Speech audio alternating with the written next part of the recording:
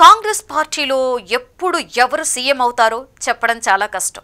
ఏ రాష్ట్రంలో అయినా సరే కాంగ్రెస్ అంటే అంతే.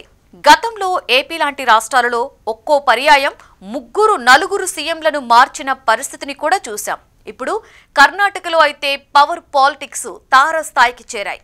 సిద్ధరామయ్య, డీకే శివకుమార్ మధ్య కోల్డ్ వార్ కనిపిస్తోంది. కర్ణాటకలో కాంగ్రెస్ ప్రభుత్వం ఏర్పడి 2.5 సంవత్సరాలు పూర్తయ్యేసరికి రాజకీయాలు వేడెక్కాయి.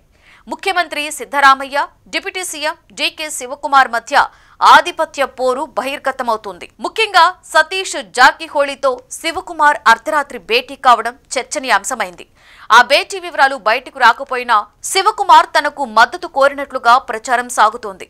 డీకే శివకుమార్ వర్గం ఇప్పటికే ఢిల్లీకి వెళ్లి సీఎం మార్పు కోసం ప్రయత్నాలను ప్రారంభించింది. 2023 ఎన్నికల తరువాత సీఎం పదవిని 2.5 సంవత్సరాల పాటు విభజించే ఒప్పందం జరిగింది అన్న నమ్మకం ఆ వర్గంలో బలంగా ఉంది. ఇప్పుడు ఆ గడువు ముగిసిందని, శివకుమార్కు సీఎం ఛాన్స్ ఇవ్వాలని హైకమాండ్ పై ఒత్తిడి చేస్తూ ఉన్నారు. కానీ అలాంటి ఒప్పందం లేదని సీఎం సిద్ధరామయ్య, ఆయన అనుచరులు స్పష్టం చేస్తున్నారు.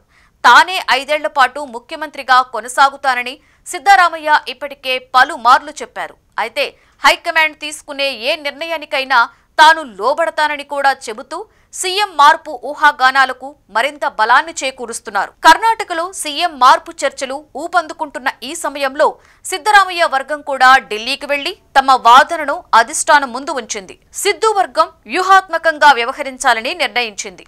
మార్పు అనివార్యమైతే ప్రత్యామ్నాయ పేర్లు ముందుకు తెచ్చే ప్రణాళికను వారు సిద్ధం చేసుకున్నారు. మంత్రి సతీష్ నేతృత్వంలో జరిగిన సమావేశంలో డీకేకి బదులుగా ఇతర సీనియర్ నేతలను సామాజిక వర్గాల ఆధారంగా ప్రతిపాదించాలన్న నిర్ణయం తీసుకున్నట్లుగా సమాచారం. సీఎం పదవి చుట్టూ జరుగుతున్న గందరగోళాన్ని కాంగ్రెస్ అధ్యక్షుడు మల్లికార్జున ఖర్గే బహిరంగంగా అంగీకరించారు. ఈ సమస్యను పరిష్కరించేందుకు తాను సోనియా గాంధీ, రాహుల్ గాంధీని కలిసి నిర్ణయం తీసుకుంటామని చెప్పారు. అవసరమైనప్పుడు మెడిసిన్ ఇస్తామన్న ఆయన వ్యాఖ్య పార్టీ త్వరలోనే తుది నిర్ణయం తీసుకోబోతుందని సూచిస్తోంది.